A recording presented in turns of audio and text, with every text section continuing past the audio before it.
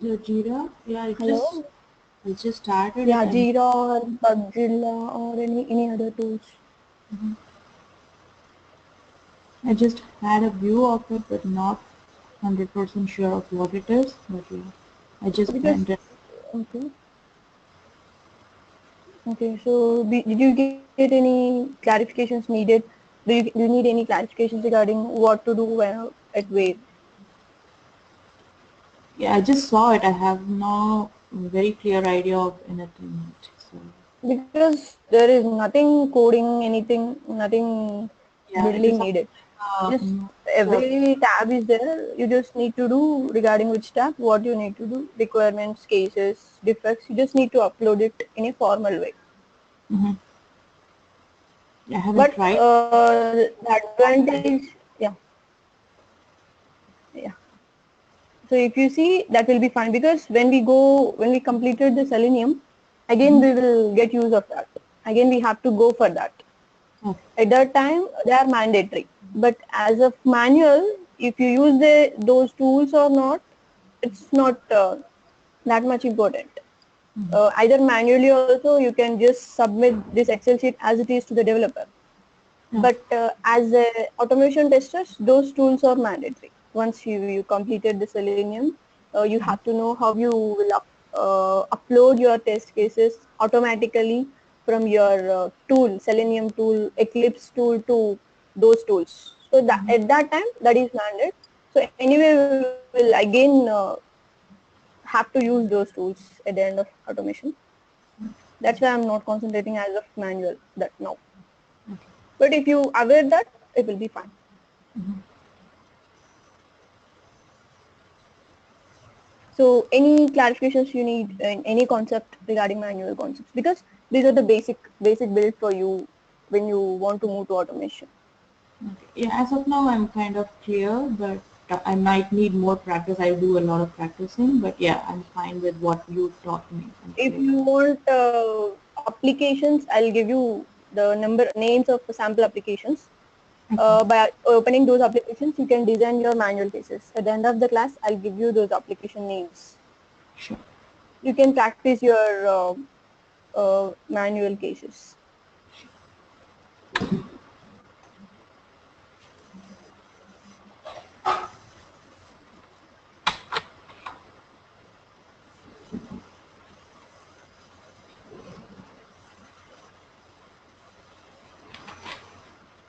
And at the end sheet, in this Mm-hmm. final fourth sheet, you have to make a note of how many test cases you have found, how many passed, how many failed. So this Oh, all you have to list at the last. Okay, just for mm-hmm. a record for higher peers.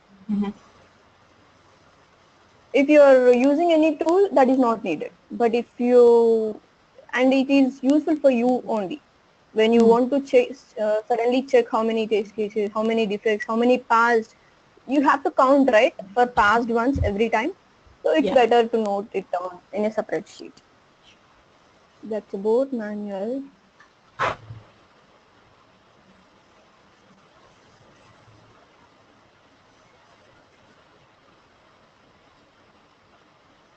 As for the basics, I didn't miss any concept. Even if I miss also, we will cover in Selenium because whatever we all discussed, every concept will repeat in Selenium because uh, if you're given requirements, you can't directly automate it.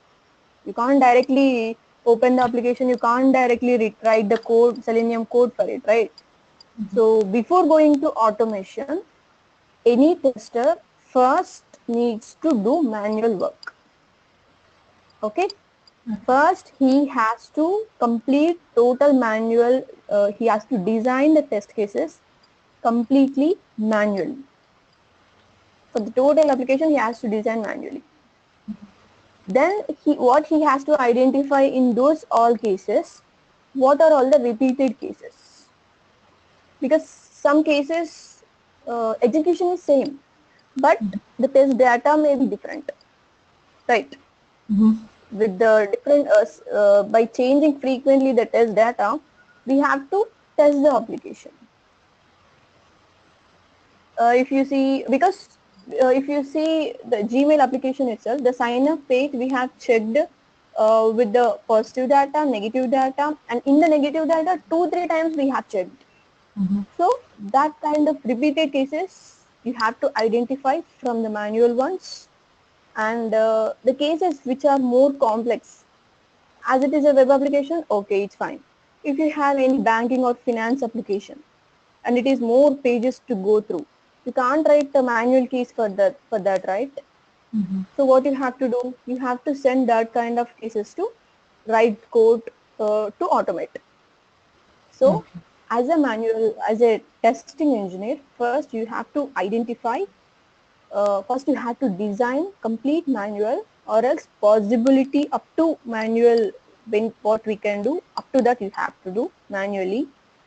Once you completed your Excel sheet with the cases design, when Mm-hmm. coming to the execution part, then you have to identify whether I can do with the Selenium or manual, whether you can go with which cases you have to send to the automation team. To identify that, your criteria is, first you have to check what are all repeated ones, what are all complex ones, and based on the steps also you can identify the common, based on the description or expected values also you can identify the similar one which are repeating the cases. Okay. Okay. Mm,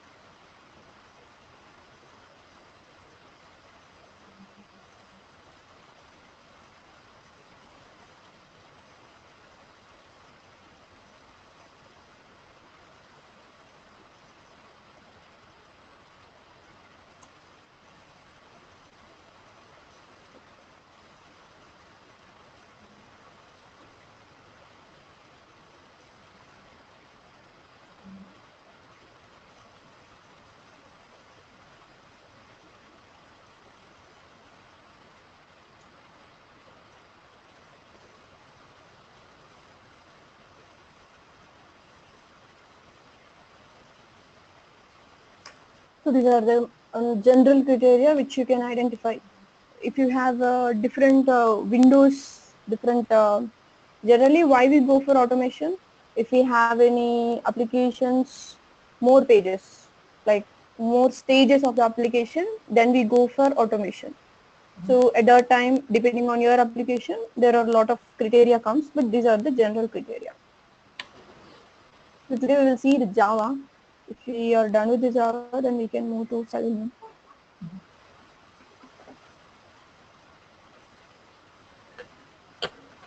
So are you ever anytime just gone through Java? Yeah, I did. Anytime did you use? I didn't use it, but I just went through it. Okay. Okay. So as of automation, there are a lot of types, Selenium, QTP, a lot of there. Mhm. But according to Selenium, it is mainly for web-based applications. Web-based applications means banking application, insurance application. So like that, they are only completely web-based. Without website, we can't operate those project itself. Mhm. So those are the web-based applications. So this testing is completely for web-based applications. In this, as a Selenium tester, what you need to do is, you will given with an application. They may not give you the exact application, but they will give you how the web page looks like. What are the fields in it? How you have to navigate to next page. So they will give you all those descriptions, but they won't give you the practical original application. They won't give you. So they will give you these details, how many fields are there in one page, how many windows those web application may have, how many tabs it has, every tab, how many fields it has. So every detail they will give you. Based on that, you have to design manually, and then you have to identify what can be done with the Selenium, and whatever all automation, you have to write code for every case differently in Selenium. So that is about a Selenium tester has to do. And one more thing, any company, the manual team is different, automation team is different. Manual team duty is to only design the manual cases. They won't identify manual, which can be manual, which can be automated. They won't identify. The automation people are responsible for whatever they can automate. They have to decide, okay, and they have to take those cases from the manual people. So that's how it goes. And we can use any language for the Selenium. Languages we can use for Selenium are C Sharp, Java, Perl, Python. These are all scripting languages, etc. We can use these are all for Selenium. Mhm. Nowadays they are also using the backend languages also, but these are most frequently used. But Java is the most frequent among them and Mhm. most popular because it's an we can why Java is more using and why these others are not using means Java is a platform independent. You can write your code anywhere and you can execute. Even in online tool also you can write and you can execute. But the other tools, other language, you can't that much easily you can't execute. You have to have if you take Python, unless until you have a shell you can't execute. Perl also. So this is the most frequent because it is a platform independent. Mostly using Java because it is platform independent. Okay. Okay.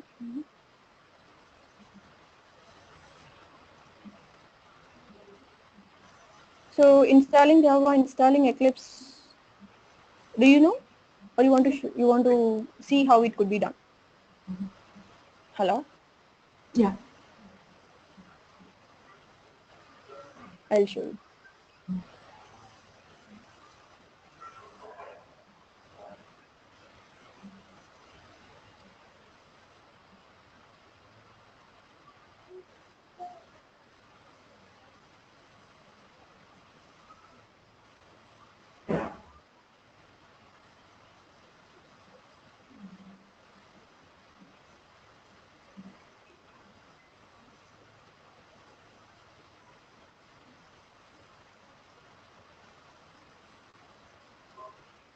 Okay. Coming to when you want to install Java in your computer, first you have to download this JRE file Mhm. and this JDK file. What are they? I'll tell you. So JRE means Java runtime environment. So you have to make, you are making your system to compatible with the Java environment. So this the software, this JRE will make your system compatible to Java. So this you have to download the latest version. And after you download this, there is no rule that you have to download JDK after JRE itself. Anyways, they can be shuffled also. But you have to download these two mandatory. JDK means Java Development Kit. Okay. So this is a, actually this will be available in the net as a zip file. You have to download it, you have to extract it, and you have to install in your system. Okay. Download, extract, and run in your system. But this JRE is as it is. Anyways, it will be available in exe format. This JDK. So you have to run it. exe format, you have to run it, and you have to make your system installing this JDK. And this Java runtime environment, this JRE file, this also you will get as zip file, and you have to extract it and you have to leave as it is. Once you extract it, leave as it is. So extract and save, leave it. Okay. But the one more thing, you have to keep these two in a same folder. You have to keep these two in a same folder, wherever it is, no problem.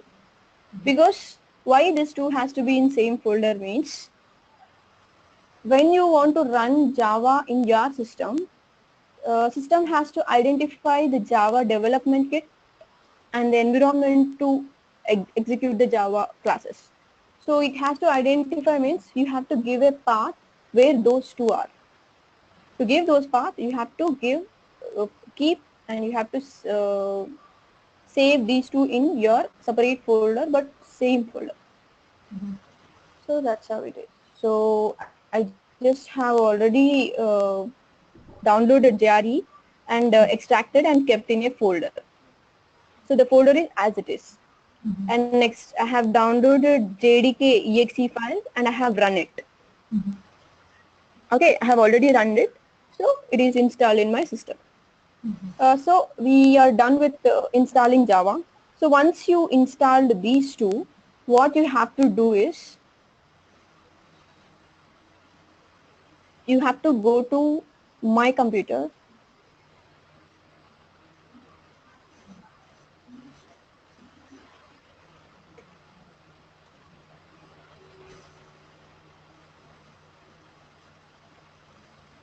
You have to go to my computer and you have to go to manage.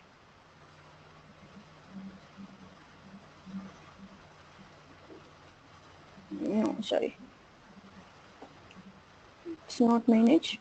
You have to go to properties.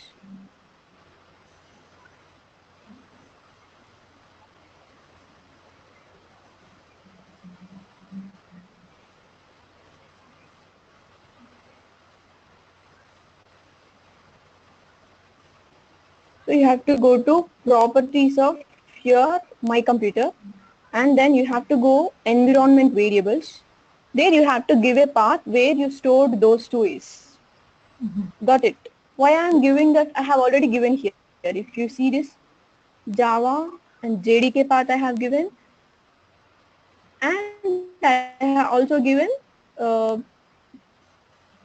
JDK path and JRE path, both I have given already.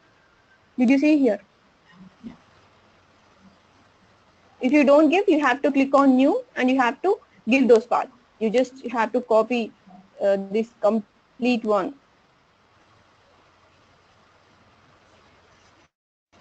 So here it is, right? So you have to copy this complete path and you have to paste it here. Once you click on new, here you have to paste it if you don't have. Why we are giving this? To create a path Any folder. idea? Why we have to give this means, yeah, when you run your classes, when you run your Java classes methods in your system, it has to identify where this development kit and runtime environment are. So to make sure your computer to go to them directly, we have to give the path. If you don't give them, whatever you write the code, it won't run in your system, even though you installed Java. Okay. So when you coming to installing, so you'll try when you get free time. Okay, just install it, extract and leave this, download it, extract it, run in your system. So Java installed with these two. Next, what you have to do, you have to set environment variables. How the path is, these are mandate starting steps to go into Java. So how you have to go, my computer, properties, environment variables,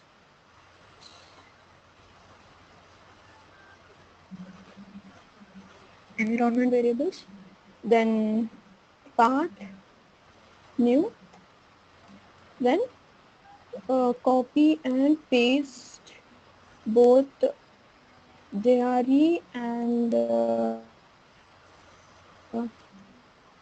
JDK paths. Fine, because just for your practice, when you are installing in your system, it will be helpful for you because you never executed, right? You just heard it. Yeah. So when you when you have free time, then you can install completely. So this is about, so with this, you have installed Java and you have given your system a path to find where it is in the system. Okay. Next, installing Eclipse. This is very easy. Just downloading Eclipse from the internet and you can just run it. Just like software run, you just run it and it will be. And one more thing, after installing Eclipse also, you have to set environment variable. You have to give that path also. And you have to keep your Eclipse in the same folder where these two are. It is very helpful for you when you're executing. And after installing Eclipse also, set its path like above. Installing Eclipse is not that much hard. Just downloading Eclipse latest version, and once check in the release notes whether whether that version Eclipse is will work or not with the version whatever you have downloaded Java. Let's say you have downloaded Java 58. So the latest version Eclipse is, let's say, some 40. So whether see that latest version is compatible with your Java version or not. In the release notes you can see, and also see whether it will work with your OS or not. Then download it. Whatever suits, download that version only. We'll see how the Eclipse works.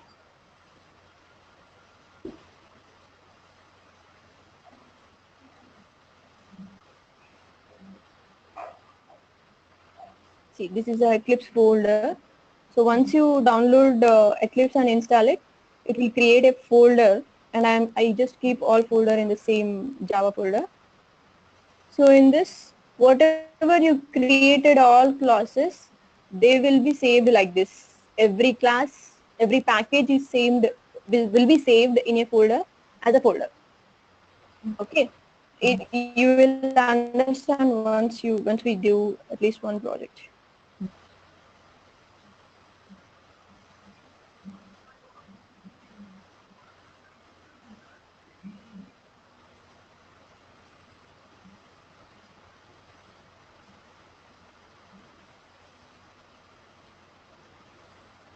Here it is asking the path.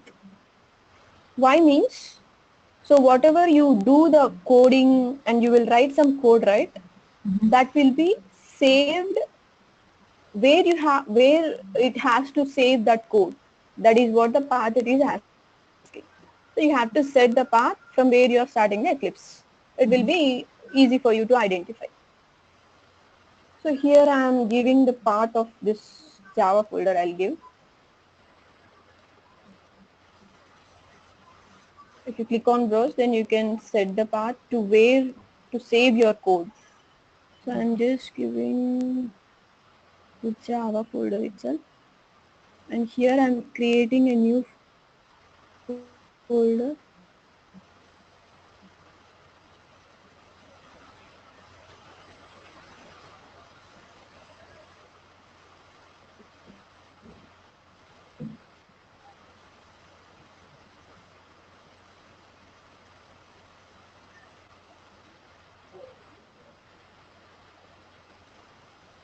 So I have given the path in the drive F, the Selenium folder, in the Java folder. So it should be Selenium folder.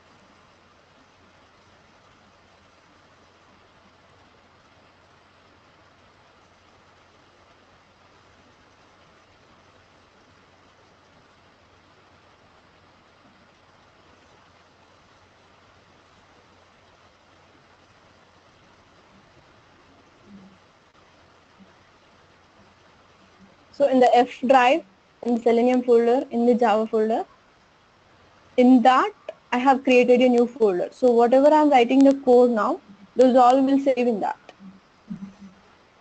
I'll show you the physical location of the folder.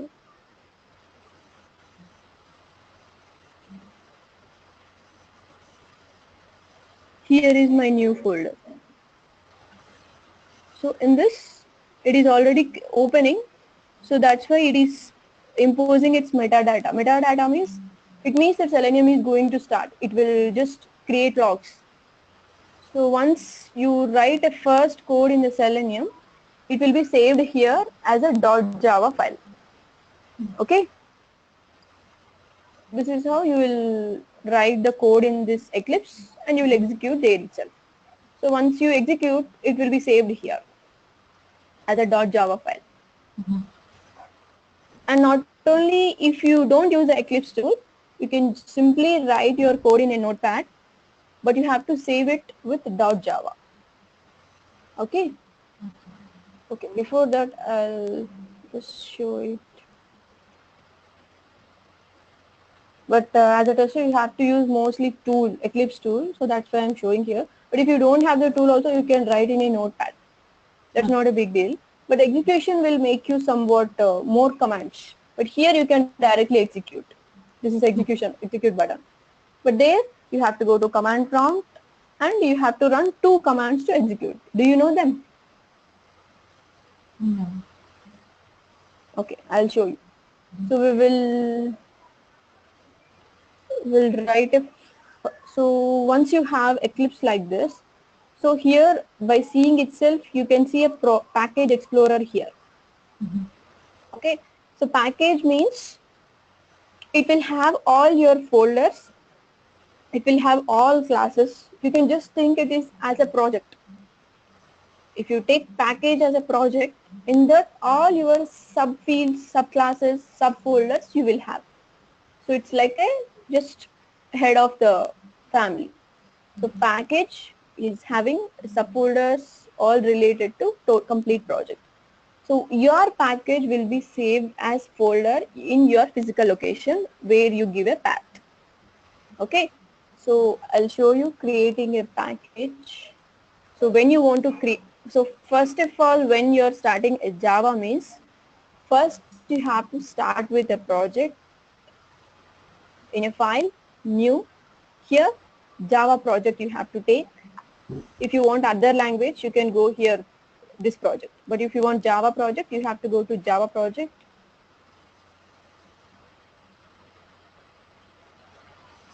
Then you have to give a project name here.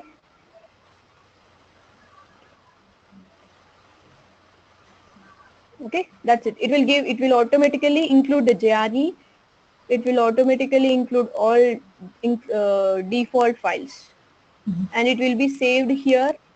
If you see the path, what we have given previously, F Selenium Java new folder. This is the path we have given.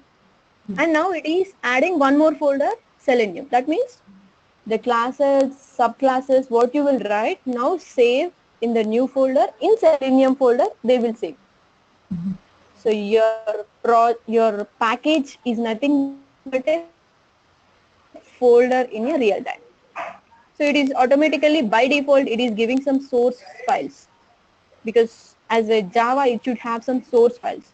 So it will give automatically. And here it will automatically include some default library. So this is advantage with using a tool instead of Notepad. So it will automatically give them. Okay, so finish. So once you have created package, you can see here Selenium. Yeah. See, study Selenium Java new folder in that Selenium. So our folder created. So package is nothing but a folder. It's just like a head. So now in the package, to run it completely, you have to give some external jar files. Okay.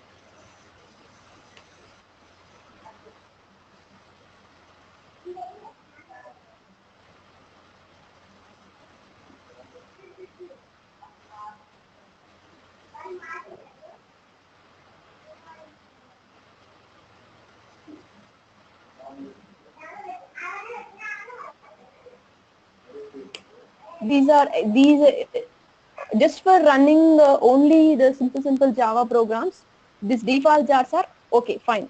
But your Selenium to work with, you need some external extra jars. Then you have to download from this website.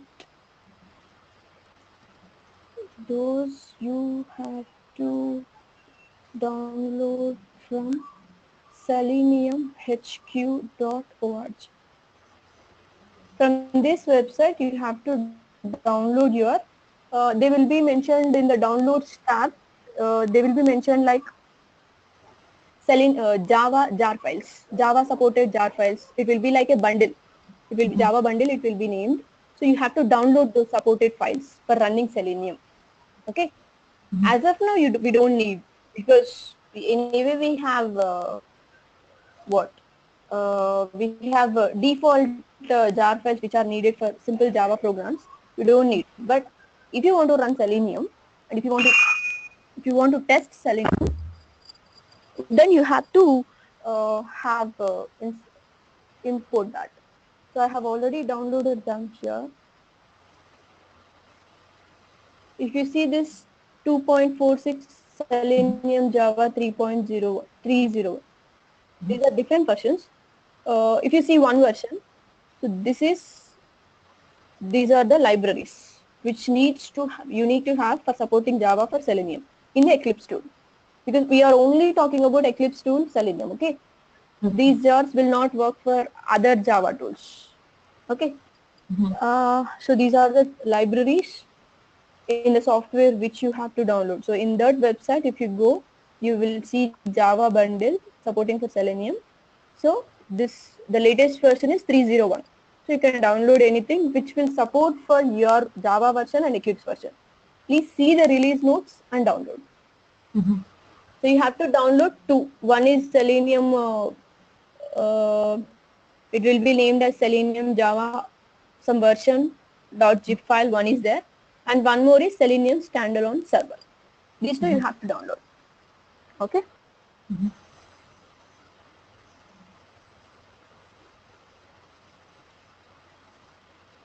So supporting libraries, download from Selenium and Selenium standalone server. You have to download from seleniumhq.org. Okay.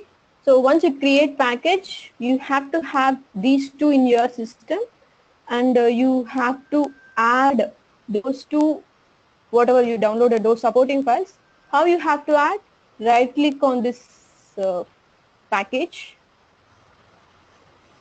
right click on this package and go for build path. Okay. Mhm. There you can see add external, add libraries, or else you can go for configure build path. Once you go there, you can see in the libraries tab, you can see add external jars. Mhm. Once you go there, you have to find where your all files are there. Then you can simply add them. So my files are here in Selenium, in Java, in this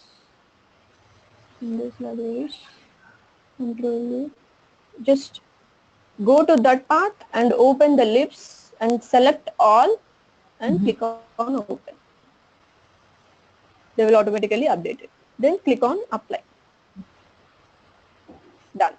Then again go to same path and go to Selenium standalone server where it is. It is here. I'm sorry, I think I have added the wrong version.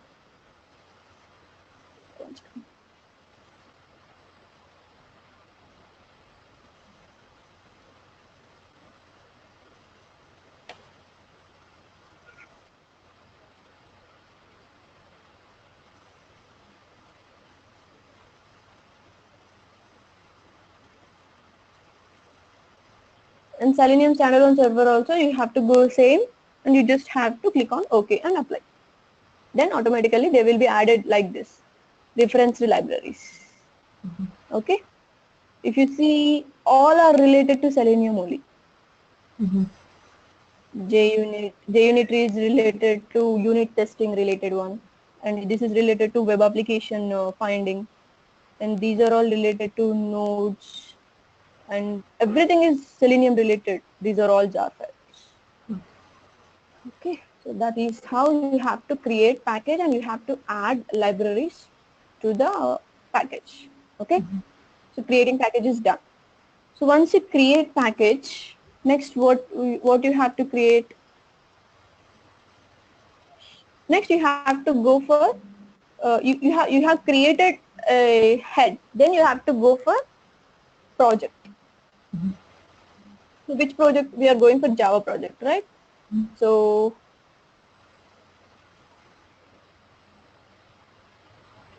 once you are created the project, then sorry, package you have created, then you have to uh, go for a package. In that, what you will have a different classes, right? And automatically they have a default project they have given. They have default package they have given. You can have your own package also in this project. Okay, in this project itself you can have a sub projects also, sub packages also. So once you have, anyway it is having a default, so I'm just going to create classes inside of them. So if you want to write a program for prime numbers, whether identifying a prime number or not, how you will write? First you have to create a project. In that it will, because it will create a folder in your destination path. So once you have a folder, then you have to create if it automatically, any project gives a default package. Okay, you don't need to create any package. So once click on, if you see this square and plus symbol in bit, this is a package. And the whole thing is project. Okay, please don't confuse. Clear, right? Yeah. So in the project itself, you have to, sorry, in the package itself, you have to create your classes or code, whatever you want to write. So now I am writing a simple code. Here, right click on this, new class. So in this class, so what is our main goal? So what I'm just writing a simple one. Identify. Okay, I'm just writing a program for prime. So I'm giving a name of prime, and you want public static void main, like that you will start in Java, right? So whether you want that or not, it will ask you. So here if you click that, then it will give you automatically the main method heading. You just need to write the inside code. If you don't give, then you have to write on your own. Okay? And if you give finish, so it will store in Selenium SRC. So in our project, in the SRC package, it will store. Okay? Finish.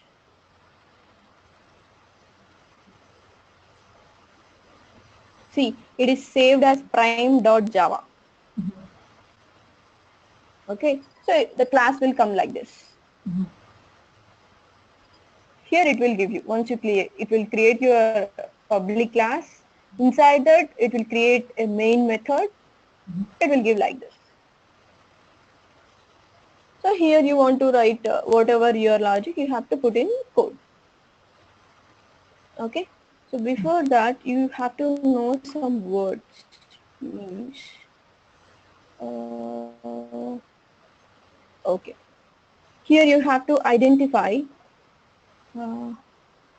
Here we have created a class, right? If you see, this is a prime.java class. So if you see here, in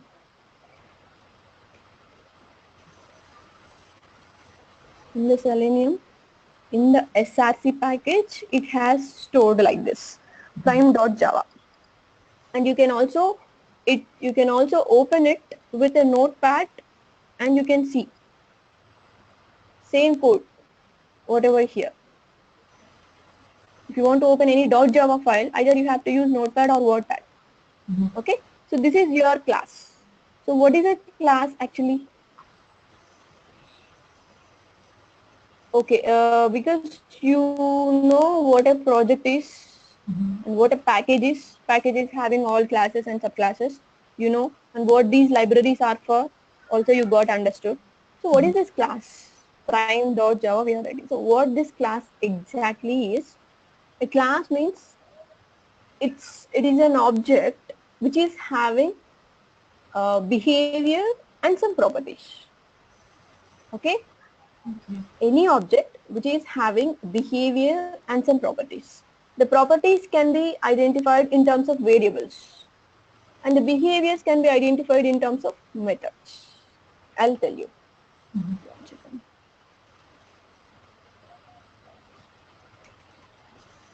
Any object has its own properties and behaviors. Those can be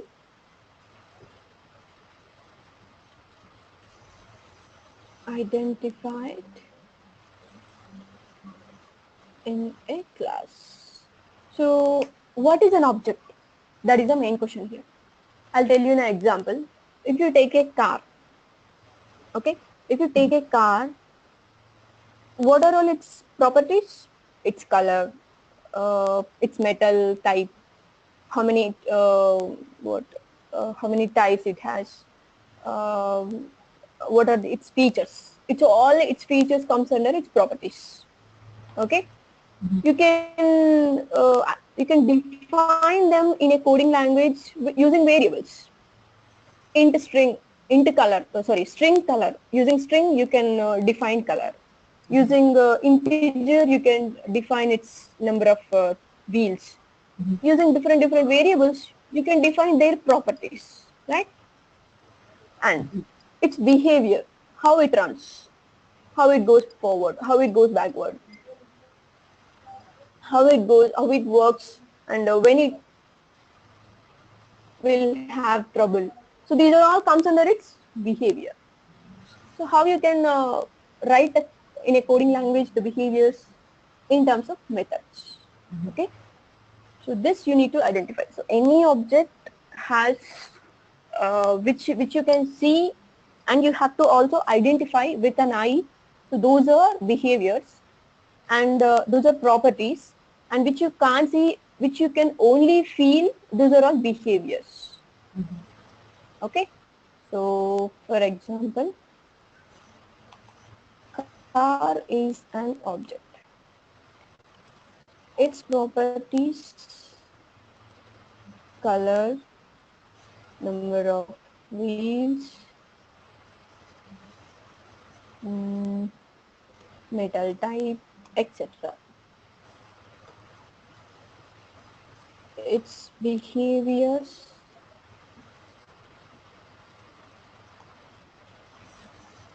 the functioning of car. Fine. So properties can be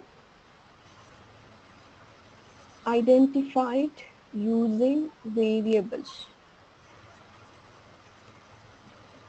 in Java.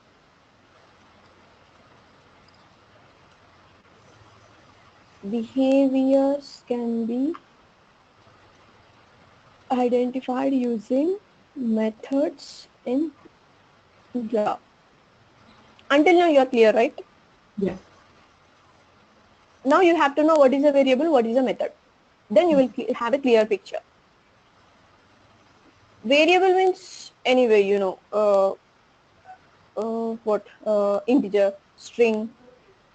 Variable means the value which will alternate, which will change alternately, which will change automatically. It will not a constant value. So the variable types different are integer, string, double, float, character. These are all variable types. Okay. So variable is can be defined with low lowercase alphabet, and its type are integer, float, double, char. These are all types of variable. So variable should be declared like this. Variable declaration should be like this in your coding. Let's say I want to define the car color. How I can define? String, because it is not a number, so I am using string. You can also use char. String color equals to, I'm taking any other color, blue. String should be in double quotes. That is the rule. But any other should not be. But only string should be in double quotes. So this you can identify. If you are defining integer, int, and now you have to use any other name. Either you can use a single letter, or you can use a word also. Int wheels equals to 4. If you want to define a float, float mileage equals to 1.59. So this is how a variable should be declared. If you want to declare any properties of any object in any class, this is the way. Okay. Now we will see how you can define methods. Behaviors can be identified using methods. So what is a method? Method is a functionality. Variable is a property, but method is a functionality. How it will follow a method for a functionality. So that is a method. So method is functionality which is observed by an object. Okay, so this is a method. In this method, let's say if you see in our example, how the method should be declared, that is important. So method declaration should be, let's say I want to declare a method, how the car will move backward. I want to show that functionality. So how I can declare a method, a coding for that in Java is, first I have to declare that method is private or public. Okay. Mm-hmm. First we need to define method is private or public. If you define private, method cannot be accessed for whole class, but public methods can be accessed for whole class. If you want to use that method anywhere in the class other than at the place of that method, you have to declare them as public. Okay. So method declaration should be, so these private or public are called modifiers.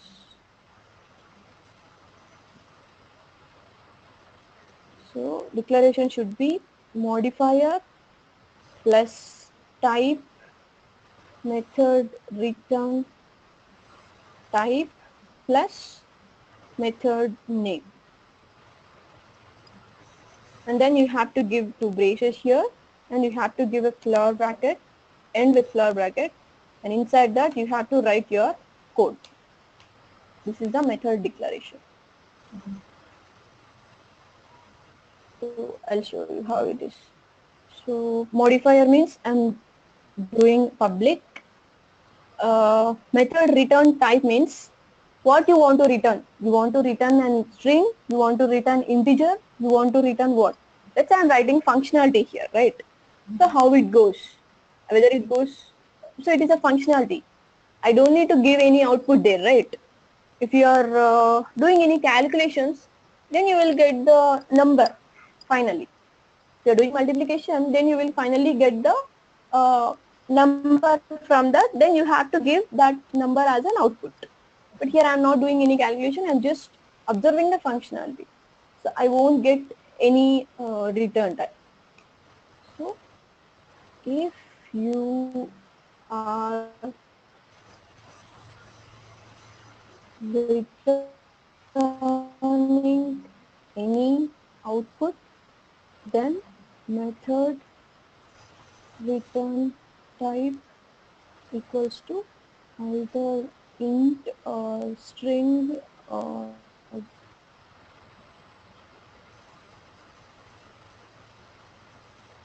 etc. Anything. It depends on the returning type. If it is nothing, if nothing to be returned, then type should be void. Okay, so you have to use here void. Mm-hmm. Void means the Java runtime environment will understand that this method will not return anything. Mm-hmm. Okay, so public void, and the method name I'm giving, I'm observing the functionality. So public void backward, because backward functionality I'm observing.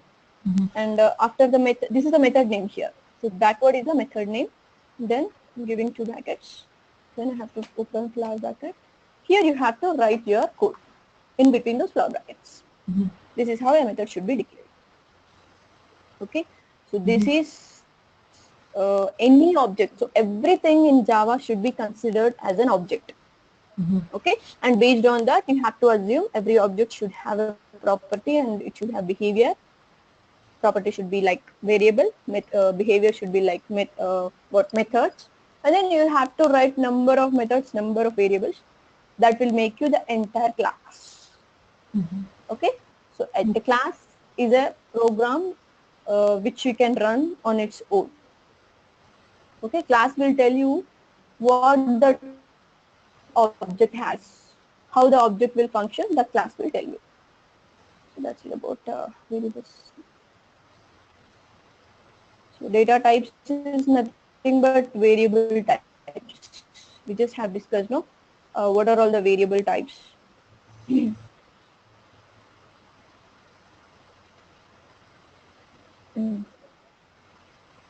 So variables, its types are no. So these are, we can say, data types. So you have to. So data can be in any form.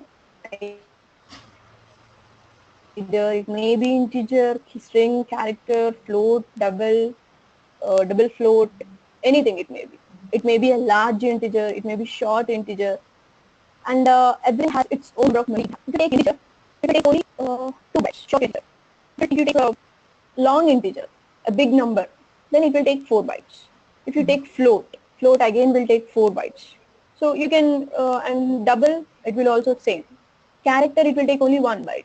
String, again, it will take 2 bytes. So every data type has its own allocation of the memory once you declare the system, once you declare in your code. Okay. So these are all the data types. So you understood what a class is and what a function is, right?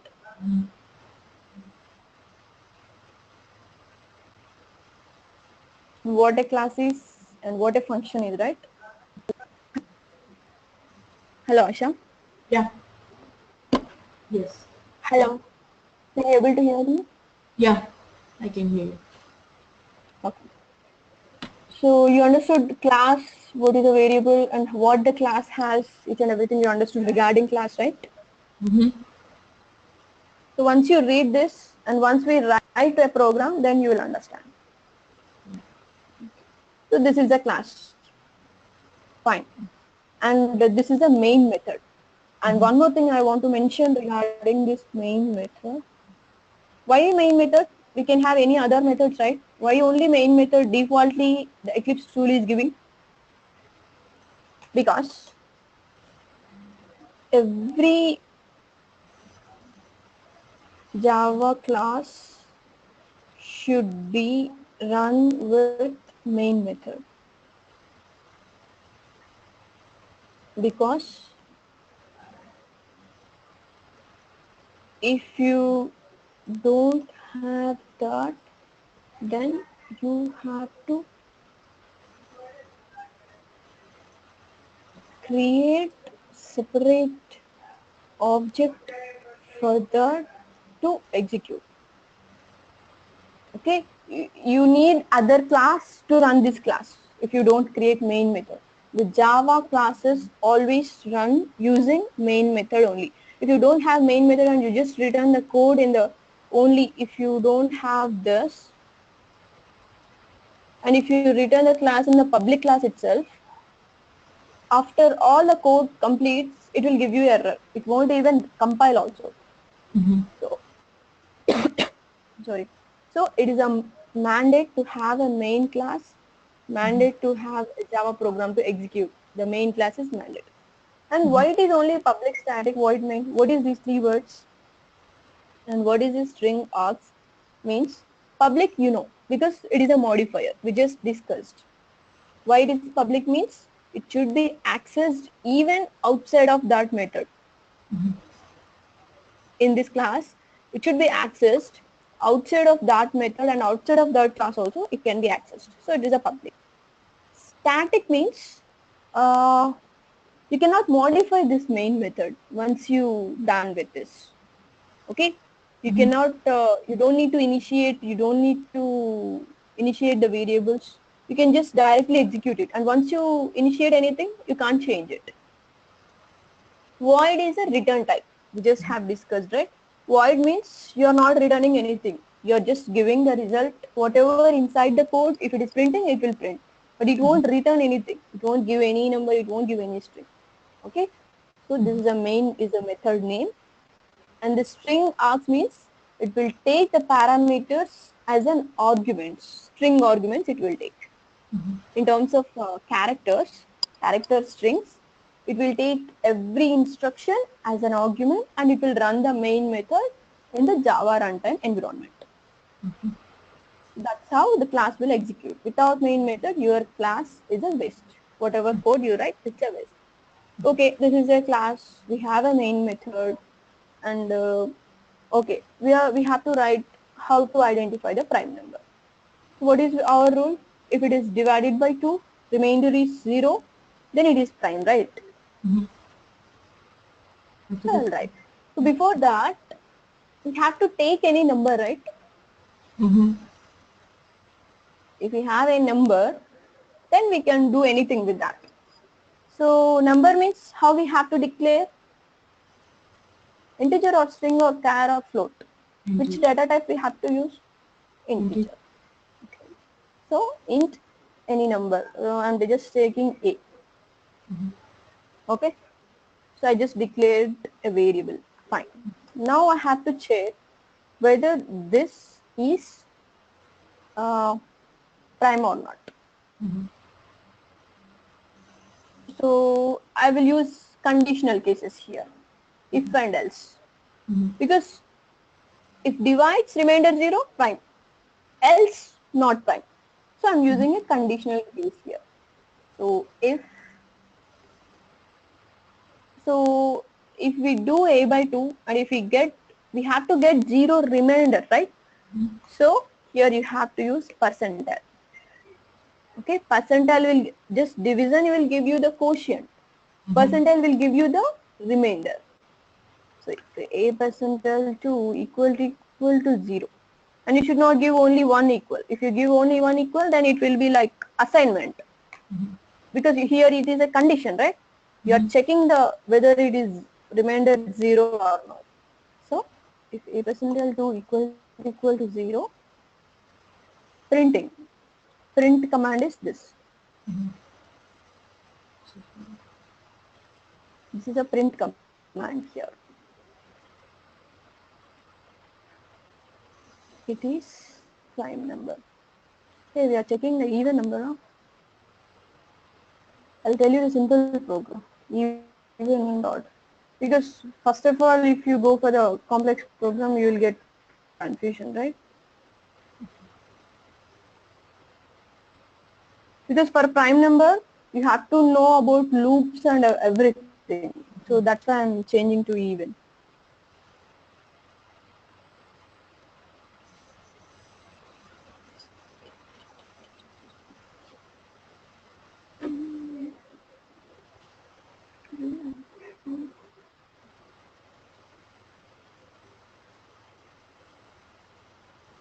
Okay, let it be.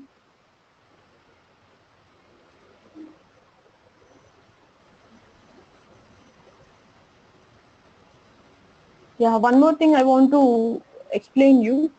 Did you see here? It is giving the error here. Because When it's I not change connected. this prime to even, it is giving error.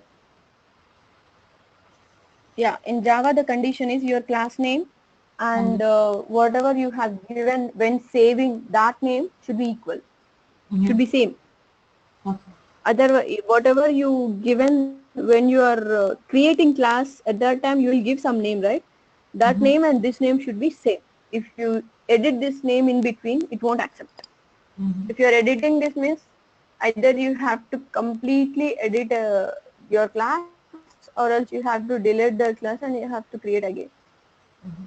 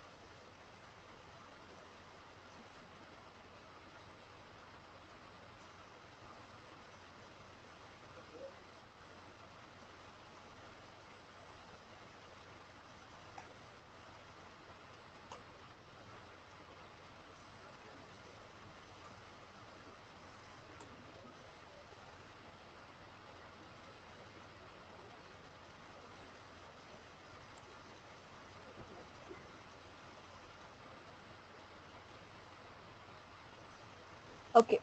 So what I have written, I have just given a condition. If remainder is 0, it is even. Else, it is odd. That is what the condition I have given.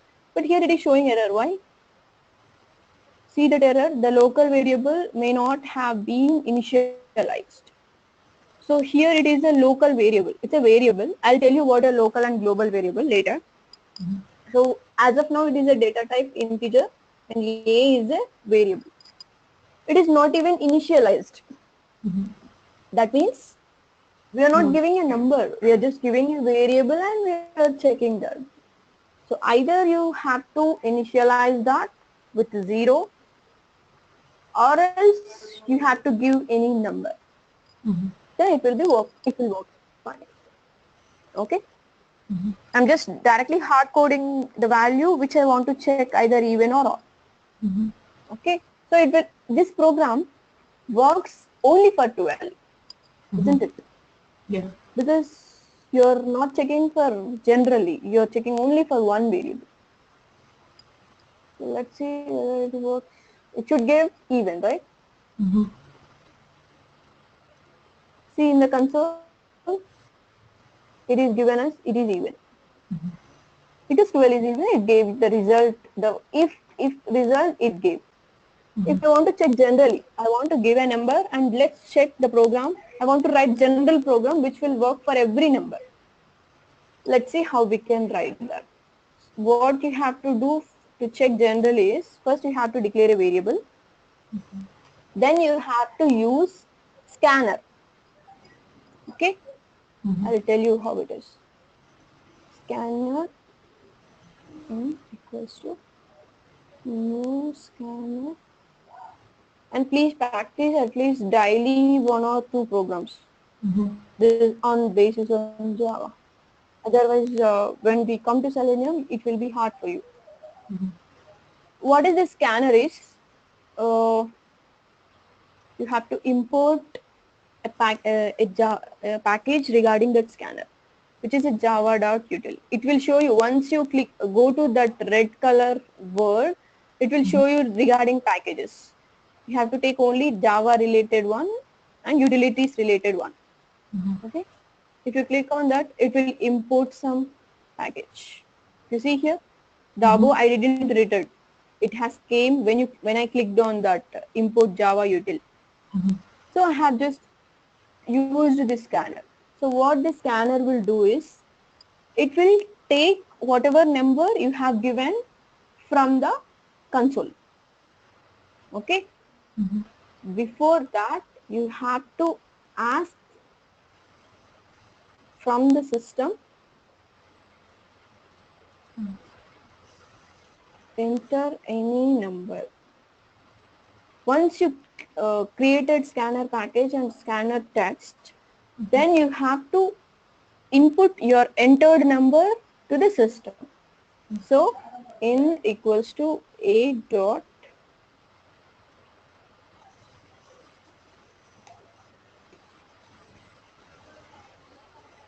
in equals to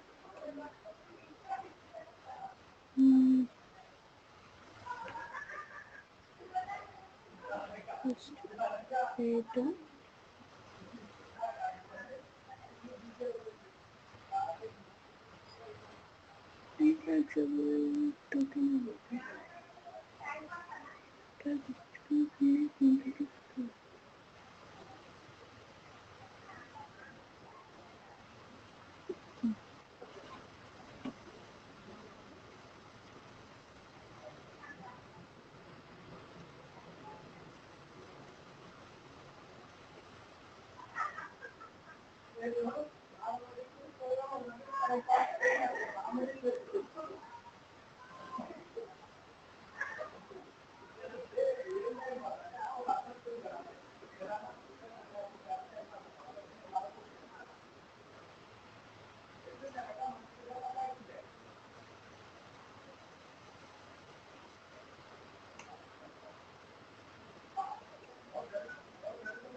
So this line, so when you are commenting anything, you can use double slashes.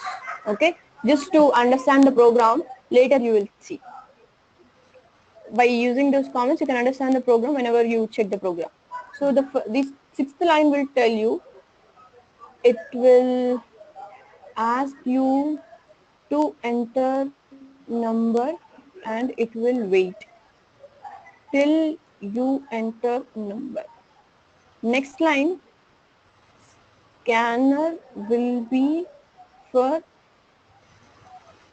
scanning your entered number and identifying. Next, this line, the integer equals to in dot next int. This will tell you, this will, what it will do is, it will save your entered number in the variable a. And this once, let's say you entered some 10. So once you entered 10, it will save in the a, and if loop will continue, if this condition will go on. So 10% L2, if it is 0, it will print this. Otherwise, it will print this. That's how the scanner works. This is what the new one, which will work for any project. For general case, if you want to run, not for a single number, you have to use scanner in Java. Let's check whether it is working or not. So once you run this, if you see, it is asking number. It is asking enter any number. Okay, here I am giving 125. See, it is giving, it is odd. So once you run, first of all, this sixth line will execute. It will print on the console, enter any number. As you are using the scanner, it will wait until you enter the number. And once you enter the number, scanner will just identify your number. Then once you click on enter, the identified number will be assigned to A, and within a short span of time, if loop continues, then it will give you the result. That's how this works. So here only the new ones for you are the scanner, which you need to understand. Okay? So any clarifications you need in this? No, I will just go and do it myself, and then I will see it. Yeah, because that's why I told you, at least daily practice at least 2 programs. Because 2-3 days this Java, at least 2 classes Java may take. So once, if you practice at least, even we started Selenium also, don't stop practicing Java programs.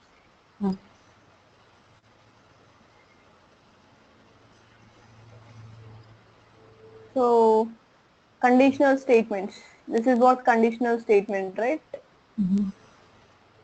Yes.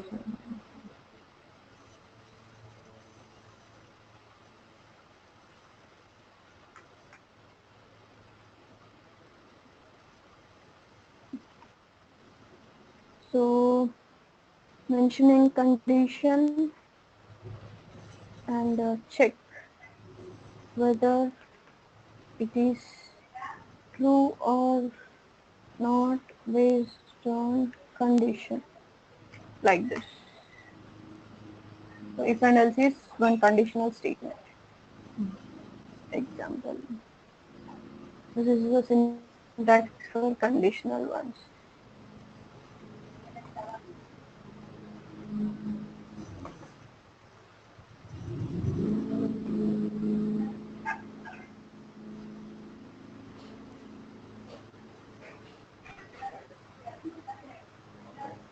And one more conditional statements are switch case. Switch case, like, so 2 conditional types of conditional statements. If and else, switch case, these are all conditional statements.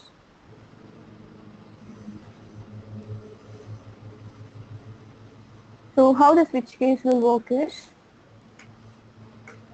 syntax for that is switch And next, in the next line, in the switch, for the switch itself, you have to give an argument, case. You have to give a colon. Next, case 1, first condition. Okay. Mm-hmm. Here, condition you have to write, and in the next line, you have to write result, what you want to print. Like that, case 2.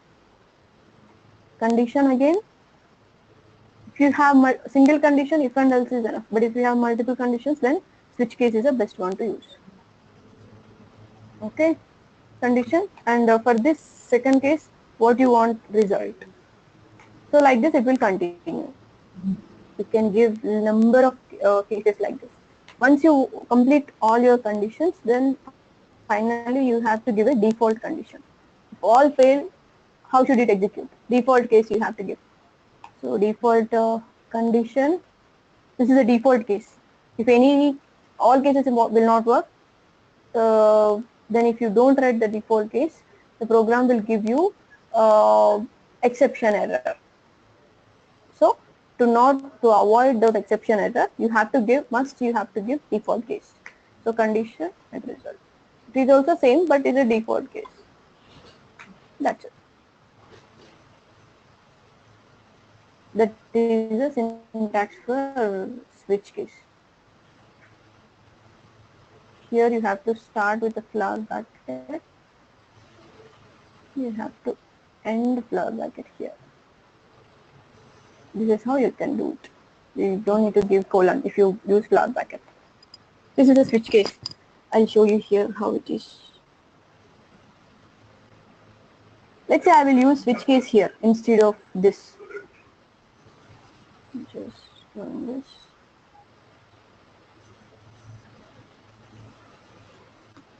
Okay. Switch. If you see all keywords, the variable types, modifiers, these are all names in the pink color. So you can identify them as keywords. Okay. Switch case.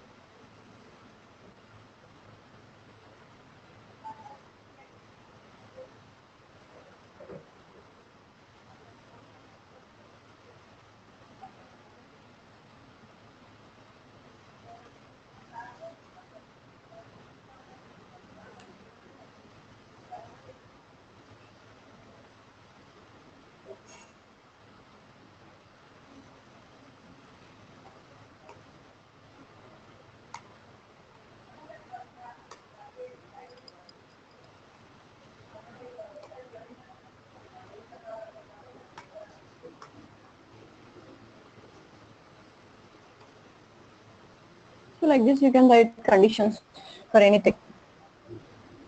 So I just return A assigned 0, and I'm just printing A. So when you given the condition here 0, 0 means this will work out. Mm-hmm. So as I given 0 here, the case 0 will work, but the case 0 is not this, so just give 1 here. Okay, so if I give 1 here, case 1 will execute. If I give 2 here, case 2 will execute. So if you want to check for all cases, then you have to give some I, and you have to initiate that, and you have to give like in that way. Mm-hmm. Okay, so whatever you will give, that case, that corresponding case will be executed here. And all that, after all, you have to give a default case. In the default case, you can write whatever you want. You don't need to give a condition result only, not like that. You can give anything, error. It will just print an error instead of just stopping the class there itself. It will give you error. It is good, right? Yes. That's how default class will work. So this is a switch case.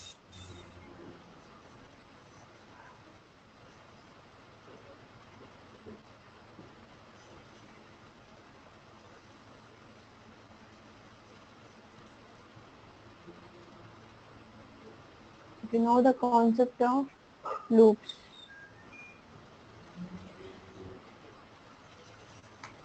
So today what you have learned in Java is what is an object, how you can create a class for any logic, for any program you want to write, and what are all the class have, and how you can declare a variable, how you can write a method, what is a main method, and also how you can write a conditional cases. Now we will see the loops.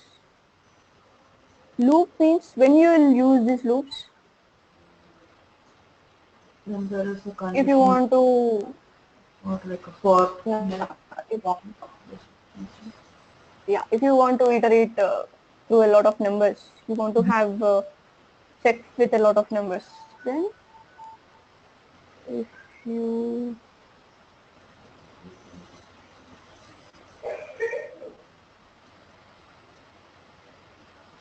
working with the large sequences of numbers or checking with a lot of numbers, then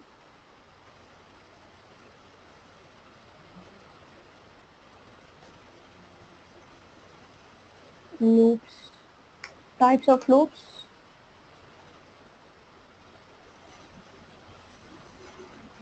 for, while, any other, for each.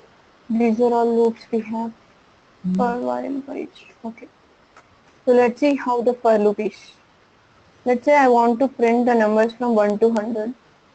How I can write the syntax for that? Example, printing numbers from 1 to 100. Syntax is, for loop is the best for that. So for, because it is having initialization statement, which is int I equals to 1. So I'm just initializing the statement. Now up to which number you want? Up to 100. So I less than or equal to 100. Next, it needs to increment every time, right? One by one it needs to increment and it needs to print. So increment operator should be there. I plus plus. It is an increment operator. Okay. So this is initialization. This is ending condition. This is incremental condition. Okay. So what you have to do? Print. System dot out dot print ln. Here what I have to write. Think in this what I have to write. I. I. Yes, Okay. exactly. Yes, yes. That's it. That is a while loop. If you want to do same with the while loop, while here int I, it should be greater than 0, right? While I greater than 0, open flower brackets, system dot out dot println I. Here you have to increment it. I plus plus.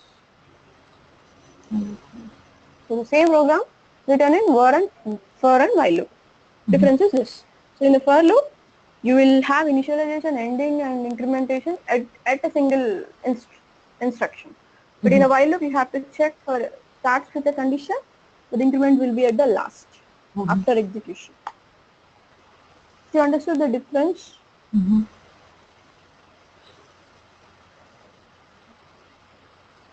So in the for loop, for initialization, semicolon is must. You should not give a comma or any other. Only semicolon should be there. Ending condition, increment operator.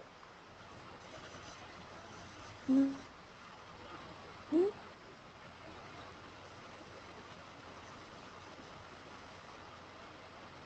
This is original code should be there. And if you take while loop, while condition,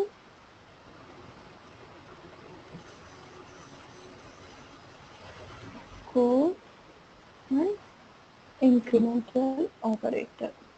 This is the difference between while, for and while.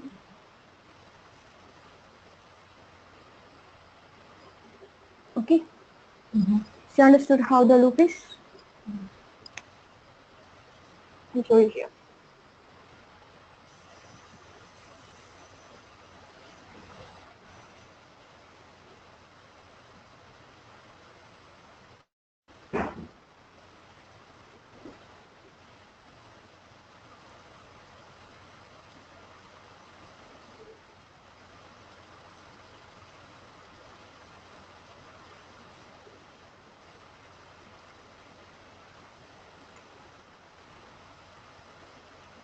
Now we given some integer, right? So let's say for int I equals to 0, I less than or equal to, till this a, I want to print a number. Let's say I'm giving like that because I already used the scanner for a. So whatever stored in a, up to that number, I want numbers from 0 and I plus plus. Because I is an integer and a is also an integer. Mm-hmm. C of int C works or not. Okay. Equals to 0, I less than a.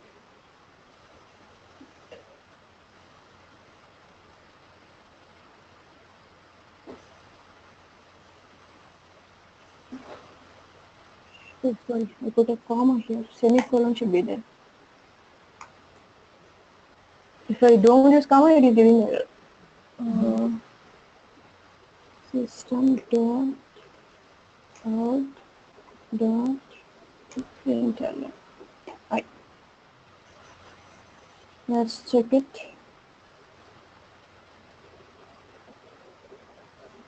If I run this, if you see, it is asking enter any number.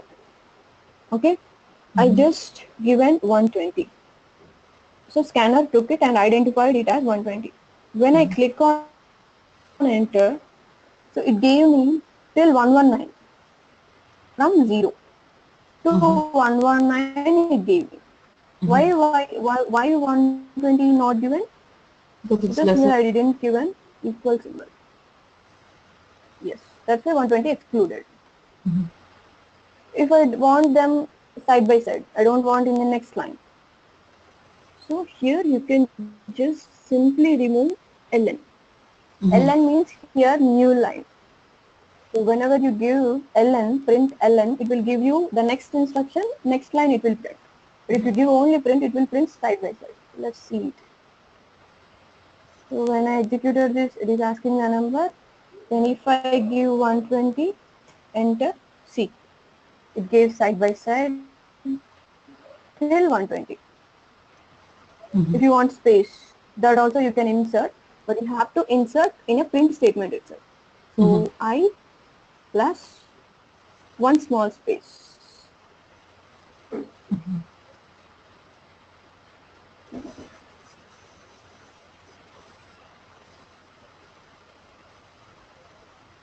See, I just given 15, so it printed from 0 to 15 with a single space in between every number.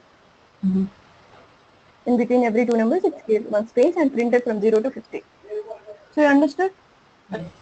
Let's check it with for loop, while loop. Mm-hmm.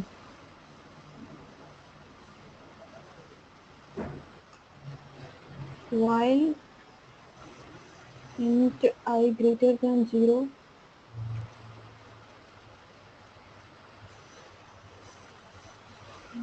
should not declare here.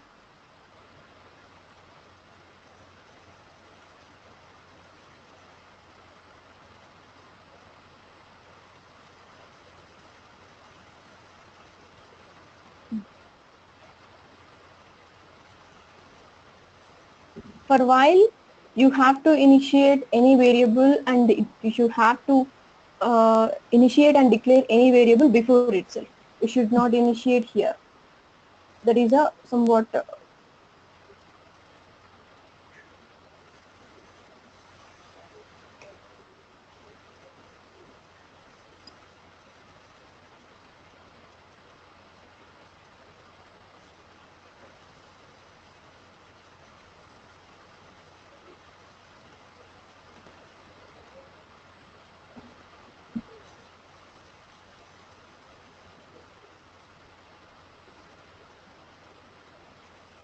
so now what I'm doing, I just have initialized I with 1 and I want to print till less than a. Mm-hmm. So a is not included. Let's say include here also. So till a it should print now from 1. Let's see. So once I have executed, it is asking me to enter number. Let's say 20. See, why it is not printed 0? Because I have given the condition like it should be greater than, I have initiated the condition, it should be starting from 1. Mm-hmm. And I'm printing the I itself. So it started from 1 and first time as 1 is less than 20, it printed and I plus plus means 1 plus 1. 2 it became 2 also less than 20. So again 2 printed, again 2 plus plus. So 2 plus 1.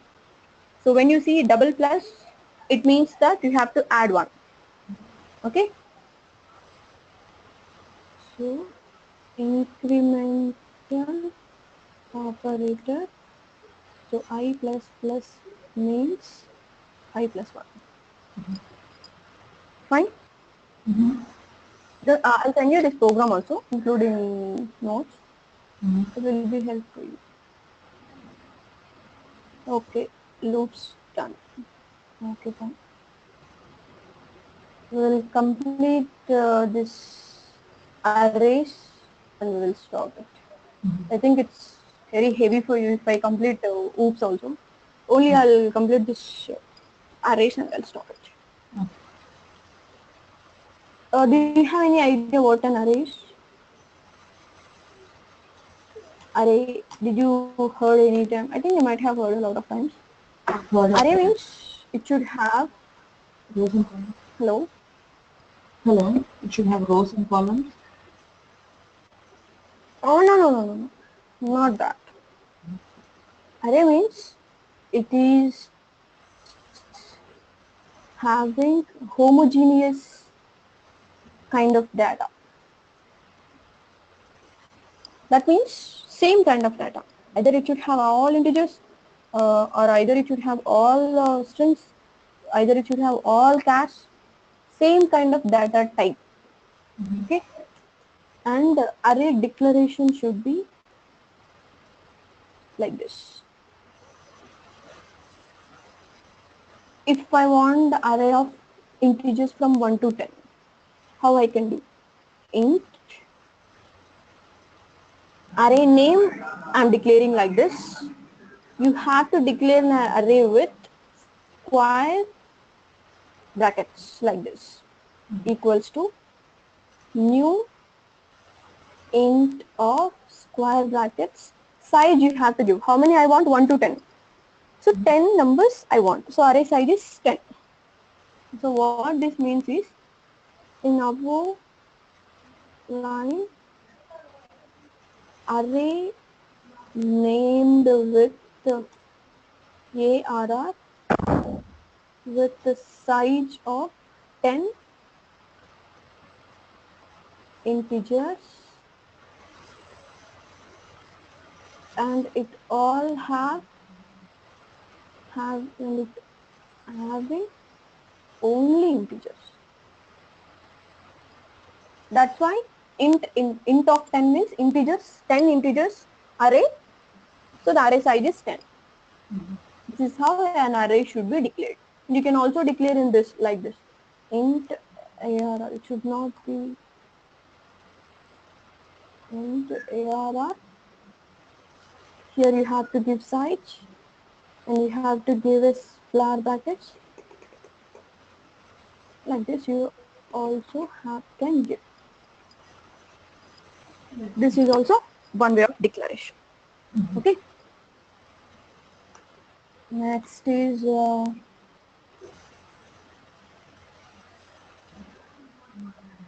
let's say in this array you want so in the array you will calculate from index based on index. So you will say this is a 0th index, this is a second index. So array index starts from 0. Okay. So in above you have, so sorry, it should be 9. If you have 10 elements, it should be 9 sizes. Okay, because in above array of 0, not array, the array name is ARR, right? So here ARR of 0 equals to 1,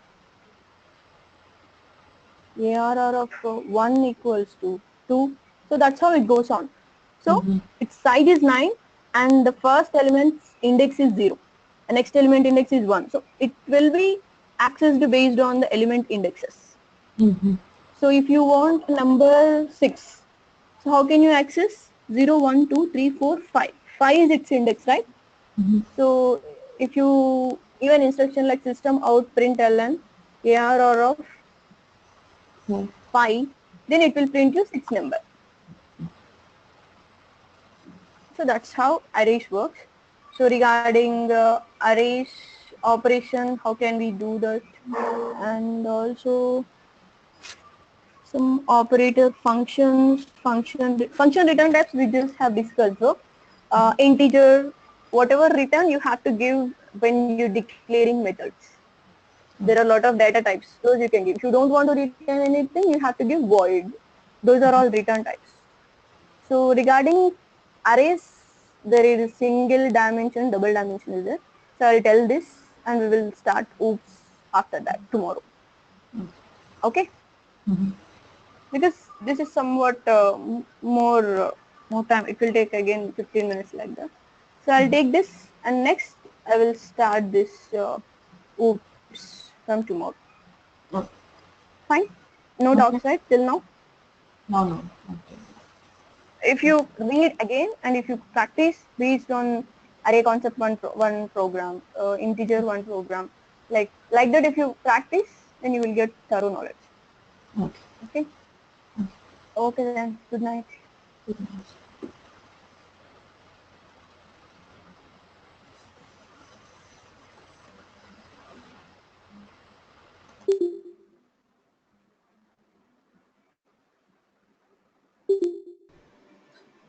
Hello, Sagarika.